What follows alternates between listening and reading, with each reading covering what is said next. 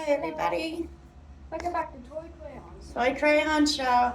Today I'm going to show you our paw print, but not just our paw print crayon, which is cool because not only is it durable, it's really detailed. Each one of those paws are a different color, kind of neat, right? So let me just show you. I'm going to do it this way. I'm going to take the back of my crayon here where it's black, and I'll show you my little paw print. I'm not too good at drawing paw prints, but I can use this as a model and figure out how to do it. Just kind of going off of what I see on my crayon there. Okay, so paw print, not my best, but that's how we do it. Pretty good. So I'm going to show you real quick how to draw a dog. So we come down and around to the tail, and we come up, and then its leg, around, that's its back leg there. Then from here I connect to its nose.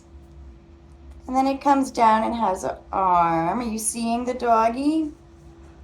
And there's a little collar. And give him a little ear. And there's a little smiley face. Do you see it? Dog. Let me try that again over here. Let me see if I can get a standing up dog. Okay, back to dog. Okay. We're going to do the ear, the head, the body and tail. There we go. That one looks more like it, doesn't it?